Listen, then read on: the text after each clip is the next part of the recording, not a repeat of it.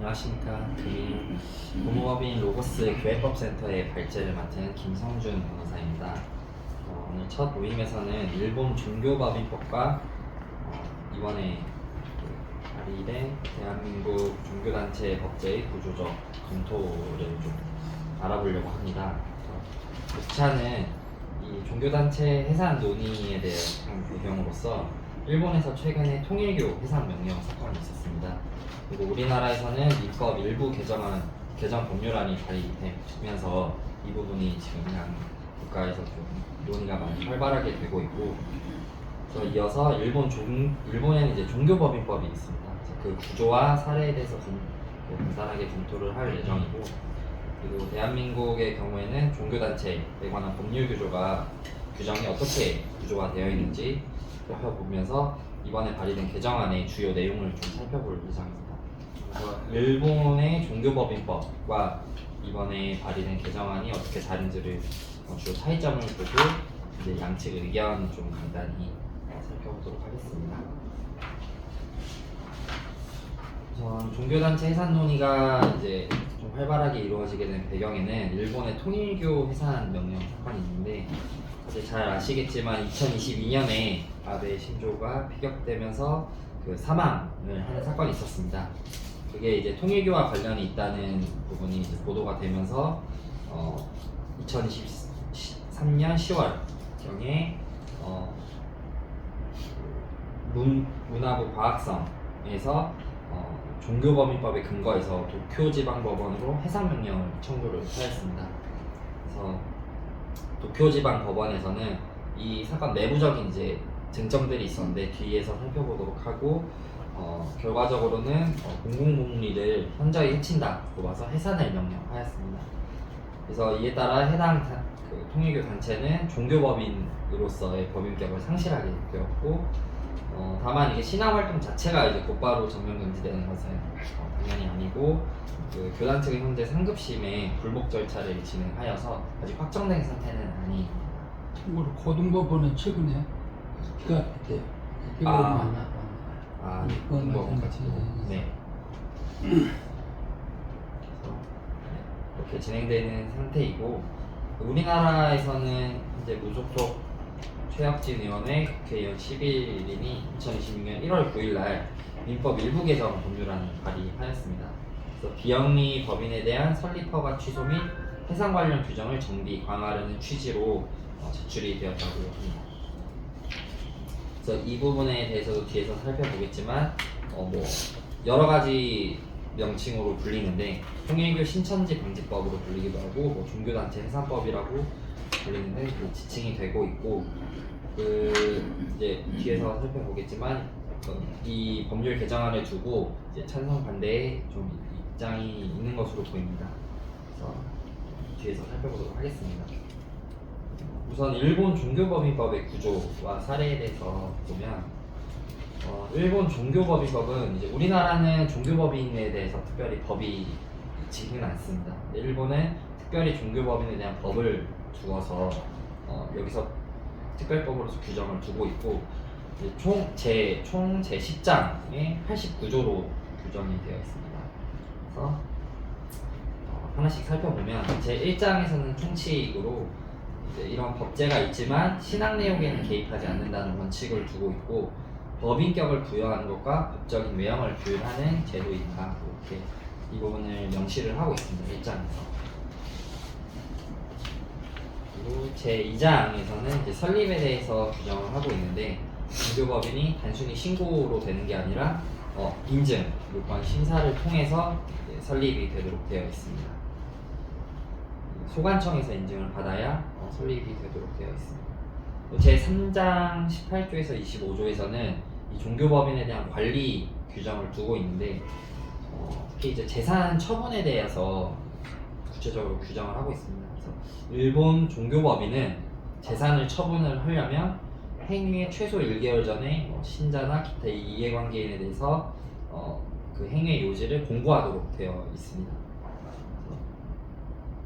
예를 들면 일본 종교법인은 모두 법인명으로 재산이 귀속되고 등기도 일본 종교법인으로 되기 때문에 그 부분에 대해서 규정을 해서 다 공시를 하도록 되어 있습니다. 그리고 제24조에서는 종교법인이 만약에 이 규정을 위반해서 한 행위에 대해서는 이제 무효로 하도록 되어 있습니다. 다만 성의 상대방이나 제3자에 대해서는 이제 대항할 수 없다는 효력을 두고는 있지만 어쨌든 이런 공시를 위반하여서 처분된 것에 대해서는 무효로 두고 있어서 이 부분이 좀 우리나라와 차이가 있습니다. 그리고 규칙의 변경에 대해서는 인증서를 교부를 받아야 효력이 발생하도록 되어 있습니다.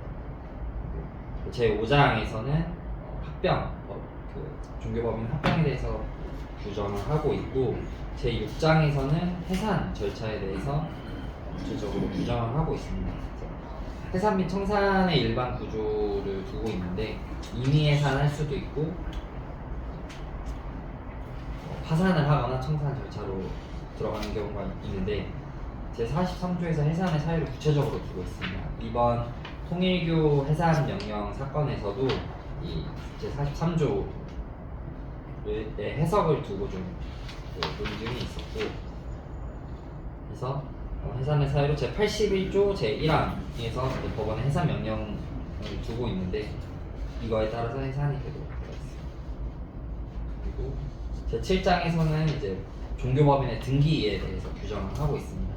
앞서 말씀드렸듯이 일본은 종교법인 대다수의 이제 교회라든가 이런 종교법인 종교 단체들이 그 종교법인법에 따라서 법인으로 등기를 하고 그 법인명으로 재산이 귀속돼서 부동산 등도 등기를 하고 있습니다.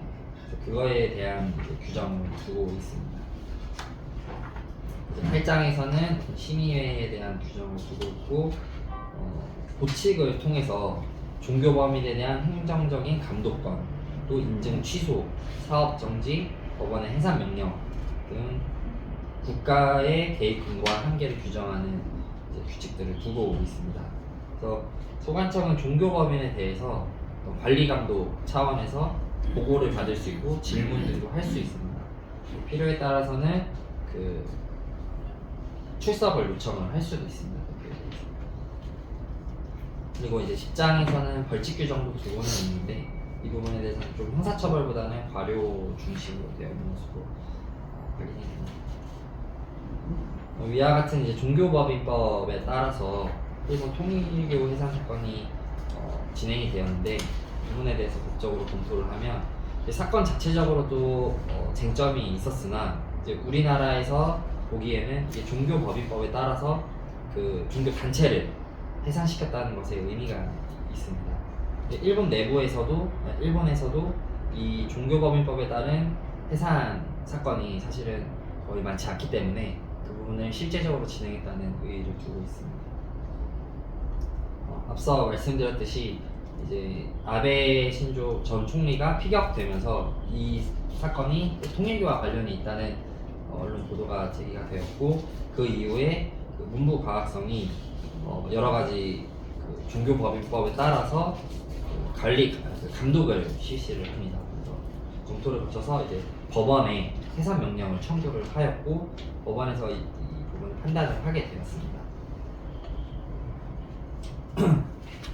해당 사건의 쟁점을 간단히 살펴보면 종교법인법 81조 1항 1호에서는 종교단체를 법령에 위반하여 현저히 공공복리를 해치는 행위를 하였을 때 이제 해산을 할 수 있도록 되어 있는데 이 공공복리를 현저히 해치는 행위에 민사상 불법행위가 과연 포함될 수 있는지 그리고 형사처벌이 없는 경우에도 해산 명령이 가능한지 또 반복적 조직적 위법 행위가 이런 해상 요건을 충족하는지 해산 명령이 헌법상 종교의 자유를 침해하는지 여부 등이 이제 쟁점이 되었고 이에 대하여는 법원에서 법령 위반이 반드시 형사처벌을 전제로 하는 것은 아니라고 보아서 그리고 민사상 불법 행위가 반복적 조직적으로 이루어지고 그 결과가 현저히 공공복리를 해친다고 인정되는 경우에도 해산 요건을 충족할 수 있다고 판단을 하였습니다.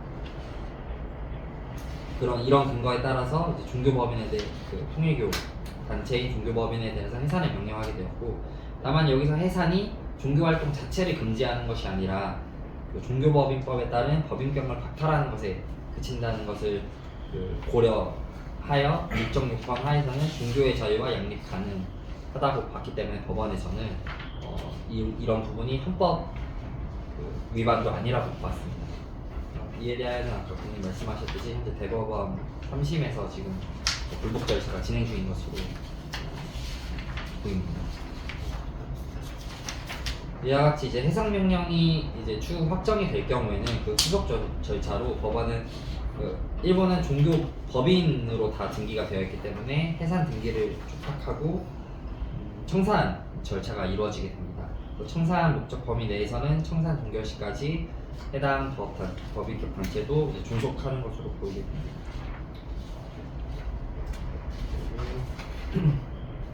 그다음에 자녀 재산의 경우에는 이제 정관에 따른 귀속이 우선되지만 규정이 없으면 다른 종교 단체 또는 공익 사업에 귀속될 수 있고 그 밖에는 국고에 귀속되도록 규정이 되어 있습니다.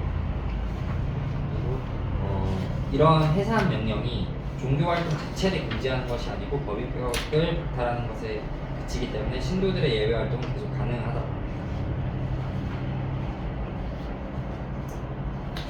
앞서 말씀드렸듯이 이 판결의 어떤 구조적인 의미를 살펴보면 이 해산 명령이 행정 처분이 아니라 사법적 결정으로 이루어진 확인된 사례라는 의미가 있고 또 쟁점이 되었던 형사처벌 여부가 절대적 기준이 아니라는 것을 확인하였다는 의미가 있고 그리고 일본에서도 그리고 우리나라에서 보기에도 그리고 주무관청의 감독 그리고 해산 청구 법원의 해산 명령이라는 그런 종교법인법의 단계적인 구조가 실제로 작동한 사례라는 점에서 제도적 의의를 보인다고 합니다.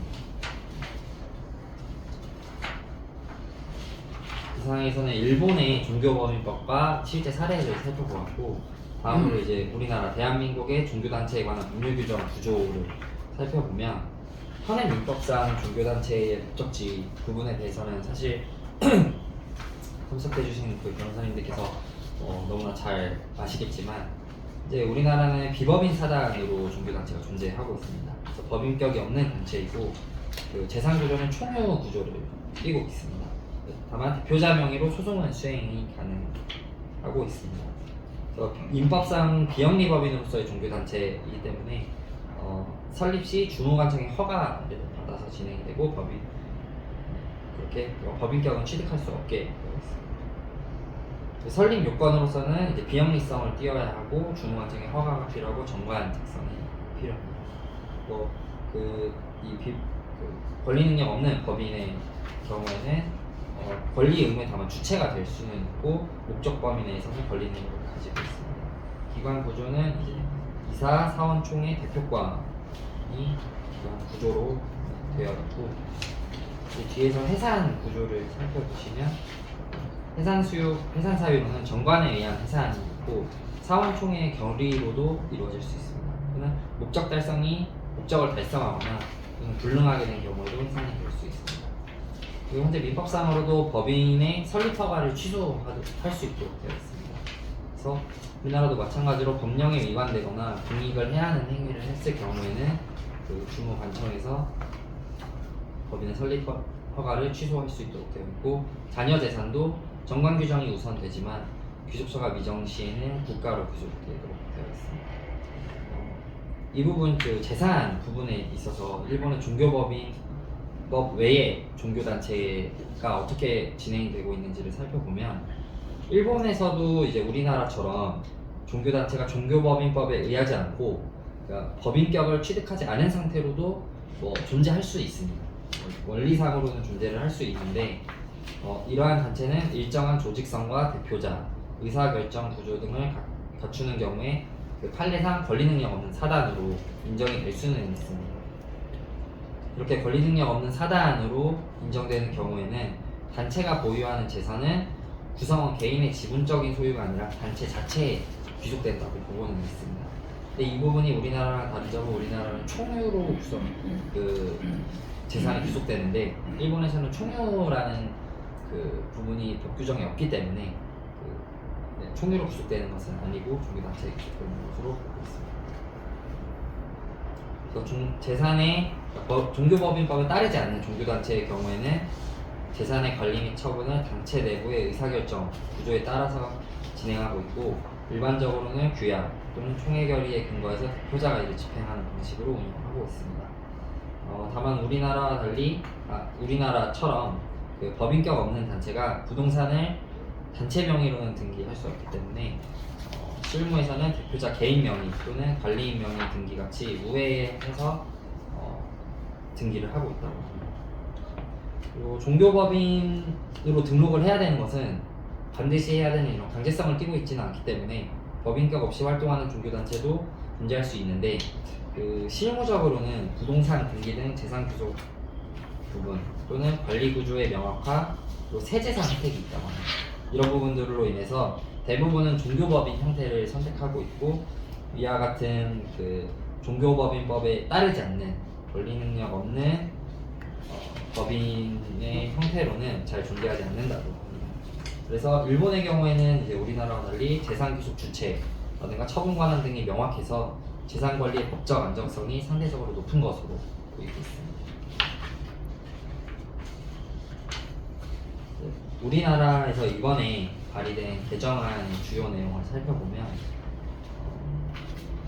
주무관청의 감독권을 구체화하는 내용이고, 이 개정안에 대해서는 저희가 첨부드린 자료가 있습니다. 나중에 이 부분은 상세하게 봐주시면 좋을 것 같습니다. 지금은 이제 요약해서 말씀을 드리면, 개정 신설 내용을 보면 제37조에서 주무관청의 감독권을 좀 구체화하고 있고, 여러 가지 그 주무관청이 그 권리 능력 없는 단체에 대해서 감독권을 시행할 수 있도록 되어 있습니다. 그리고 제38조에서는 법인의 설립 허가 취소에 대해서 규정을 둬서 이 부분이 원래도 있는 규정이었는데 그 취소 사유를 구체화하였습니다. 그래서 목적의 사업을 한다거나 허가 조건을 위반한다거나, 특히 그 뒷부분에서 대표자 등의 범죄가 확정되거나 조직적 반복적 위법 또는 묵인이 있었을 경우에는 그 법인의 설립 허가를 취소할 수 있도록 규정이 시설하는 것을 이제 발의를 하였고, 또 밑에서는 헌법상 정교 분리 원칙 또는 공직선거법 위반 등 조직적 반복적 정치 개입으로 공익을 현저히 해한 경우도 추가를 해서 이제 정치 개입이라는 부분을 명시적으로 취소 사유에 추가를 해서 침해 여건을 이제 명문화했다는 의의가 있습니다. 그 뒷부분에서도 이제 업무 및 재산 상황에 대한 조사를 할 수 있도록 규정 시설을 하였고, 자녀 재산의 귀속에 대해서는 특정한 중대한 위법 행위가 있을 경우에 재산을 이제 환수하는 부분에 대해서 명문 규정을 두어서 강화하였습니다. 자, 앞서 살펴본 일본 종교법인법과의 주요 차이점을 보면, 이번 개정안은 민법의 일부 개정안으로 형식을 띠고 있고, 반면 일본의 종교법인법은 그 종교법인만을 다루는 특별법의 형식으로 규정이 되어 있습니다.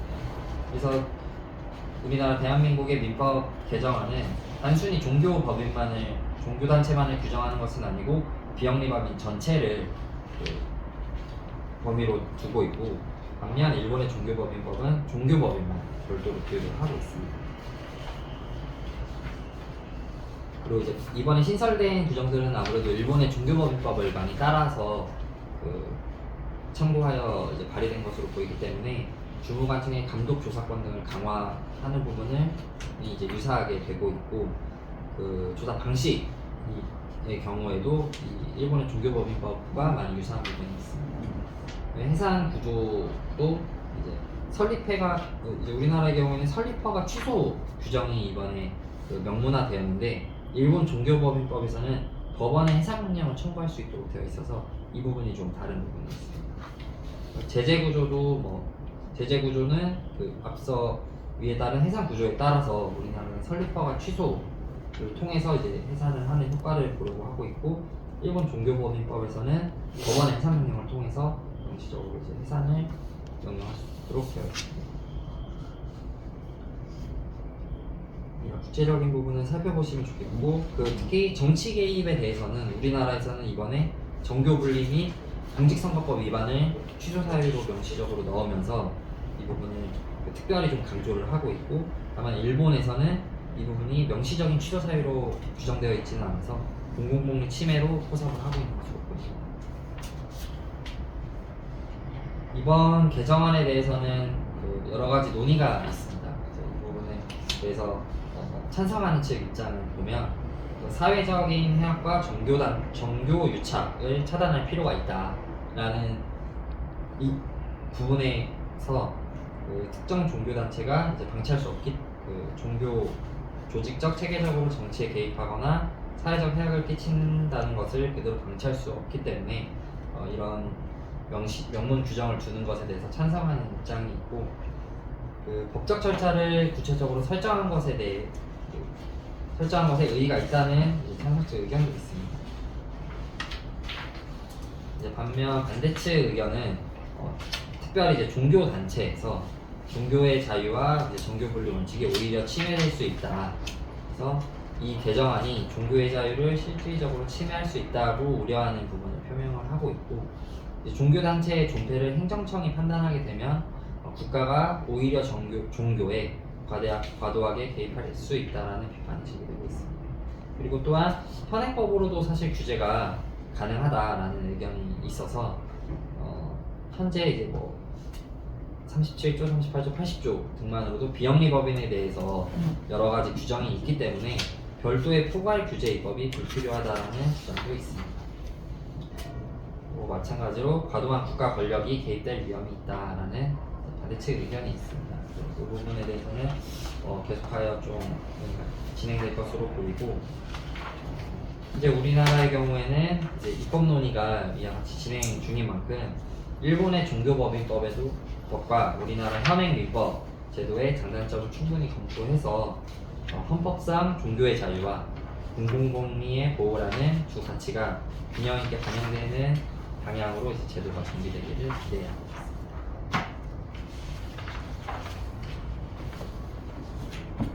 이와 같이 좀 짧은 시간에 일본 종교법인법이랑 현재 우리나라에서 최근에 발의된 법제에 대해서 발의안에 대해서 좀 살펴봤습니다. 그래서 일부 오타도 있고 좀 오류가 있을 수도 있는데 이 부분에 대해서 좀 자유롭게 의견 주시면 좋을 것 같습니다. 그 9페이지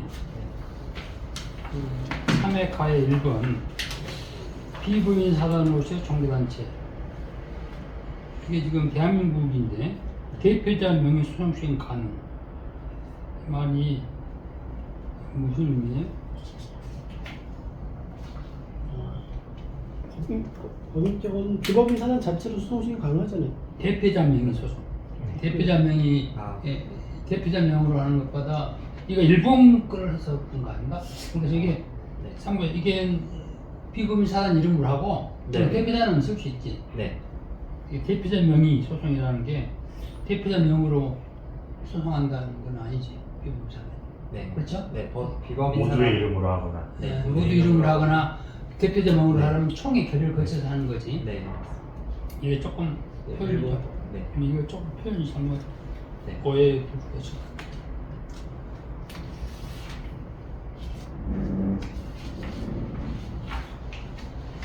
뭐 수고를 많이 하셨는데 일본 이제 이게 요새 논의가 되었는데 일본하고 차이는 우리는 지금 행정청이 설립 취소, 허가 취소로 이제 하는 거고 일본도 인증 취소하는 거 있긴 한데 그것 갖고는 좀 그래서 회사 명령으로 법원의 판단을 받는다. 이게 이제 반대하는 사람들 중에서 이번 법에 반대하는 사람들 중에서 행정청이 마음대로 하는 거는 너무 과도하지 않나. 법원에 청구를 해서 하는 것이면 좋지 않냐 하는 거고, 지금 그 설립 취소를 할 수 있는 걸 지금 막 보강을 많이 했는데 설립 취소가 그 전에도 있어요. 있는데 우리 판례가 설립 취소한 예는 한 번밖에 되고 없어요. 동방종교가 옛날에 법 내려가지고 설립 취소했거든요. 그 외에는 법원에서 아주 설립 취소를 제한하기 때문에 잘 안 해주고 있습니다. 그래서 이번에는 좀 강화시키려고 많이 했는데 지금 우리 이제 일부 뭐냐면 법원에 그래도 재산 취소하려면 이 지금 이 제도 자체가 조금 뭐 전혀 잘못된 건 아니다. 개신교에서도 이단들 하는 거에 대해서는 취소하는 거에 대해서는 찬성을 하고 있거든요. 원칙적으로 그런 부분은. 그런데 이제 종교자의 침해 가능성이 있다는 것 때문에 그러는데 그래서 법원의 판단을 받게 하는 게 좋겠다는 거고 또 하나는 이거를 지금 이 민법에서 하고 있는데 일본과 법은 아니더라도 좀 특별법으로 일본 민법에 일본 지금 민법에서 비영리법인을 허가제로 하는 것 자체를 지금 이론상으로 문제를 삼고 있거든요. 민법에 허가제로 해서는 안 된다. 비영리법인은. 그래서 일본은 준칙주의인데 그래서 그 계속해서 지금 허가제로 된 걸 개정하자는 논의들이 좀 있어요. 그런 방향에 이제 허가를 한 걸 전제로 해가지고 허가를 취소하는 걸로 일반 미비영리법인까지 하게 되면 이건 좀 논리적으로 좀 문제가 있을 수 있지 않냐 해서 그런 논의가 있다. 이건 뭐 꼭 참고로 지금 말씀드리는 거고. 그래서 이제 그런 차이가 있고 이제 종교보임법을 제가 이제 저는 제 책에서도 좀 찬성을 했는데 우리나라는 종교보임법의 도입에 대해서 좀 부정적인 게 많아요. 교계에서는 왜냐하면 간섭을 많이 한다.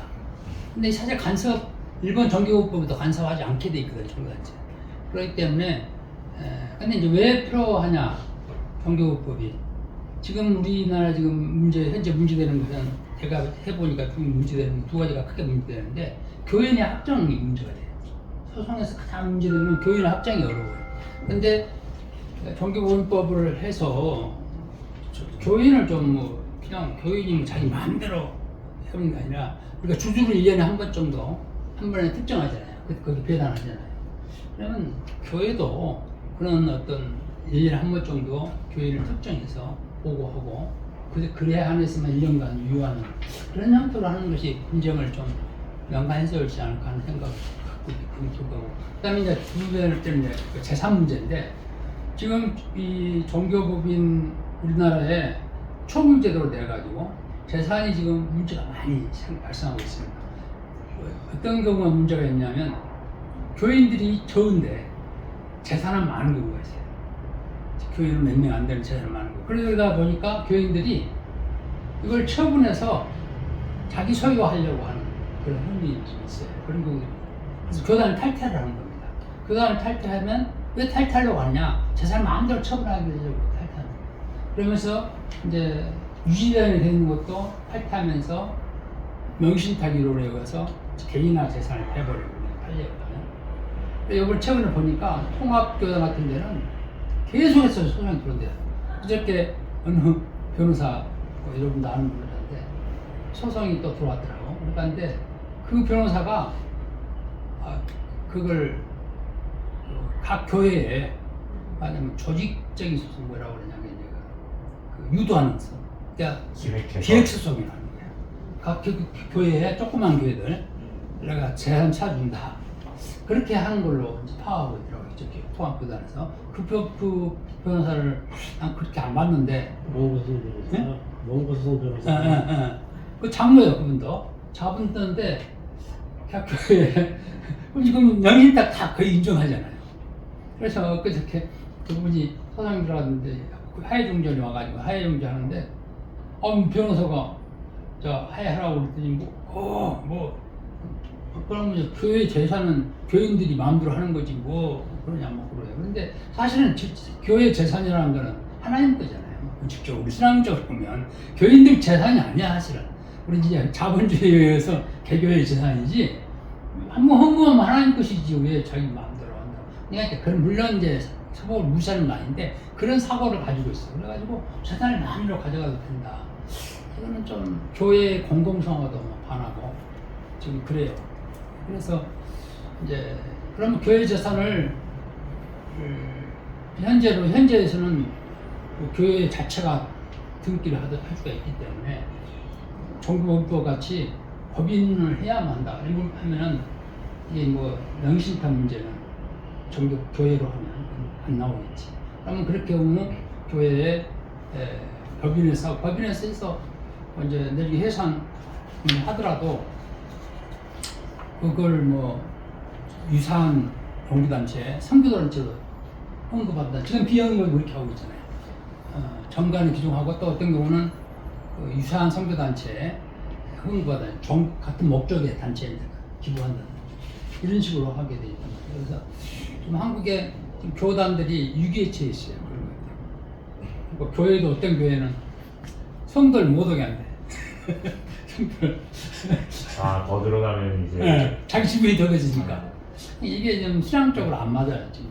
그래서 제가 그런 목사 봤어요. 목사 청빙됐는데 교인이 얼마 안 돼요. 근데 교회 재산은 좀 있으니까 자기 뽑아진 장로를 내쫓더라고요. 여러 가지 해서 교회를 획득해서. 그러면 이제 목사님이 교인의 3분의 2만 자기, 그러니까 교인 30명 있던 걸 20명을 내쫓고 10명 중에 7명이 자기 사람이면 그 교회 재산을 거기다가도 팔아버려서 다른 걸 할 수가 있어요. 예를 들어서.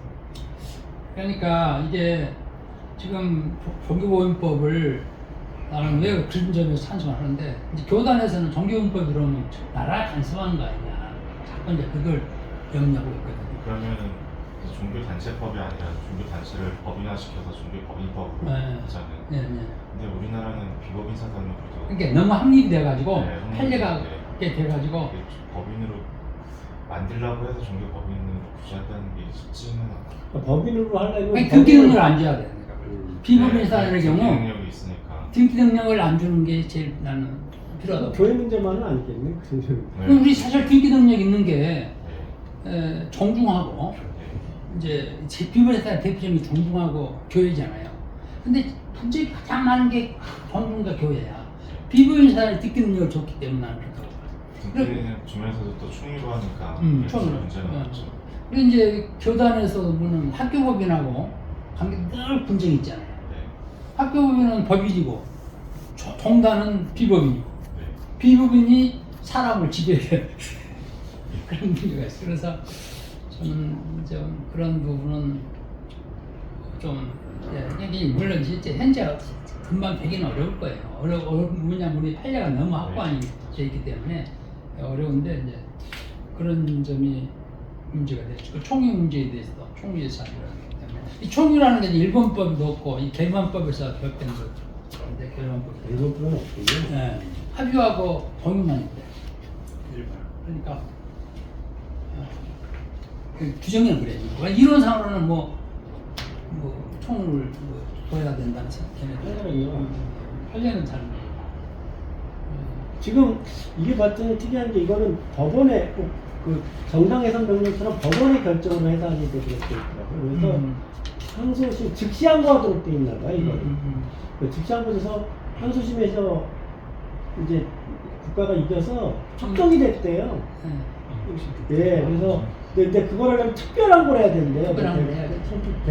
근데 그걸 하나 본데도 확정은 됐나 봐요. 그러니까 이제 집행령은 발행했대. 네. 근데 대는 이제 항고는 할 수 있죠. 그래서 청산 절차를 진행하고 있고 뭐 그래서 그거 못 팔게 하고 있나 봐요 부동산을. 그리고 뭐 일본은 뭐 범죄 피해자 뭐 구제법 이런 게 있나 봐요. 그래서 그거로 인해서 재산을 이렇게 압류 및 이런 걸 해서 이제 그걸 안 하려고 하는데 벌써 퇴직금으로 많이 다 가지고 있어.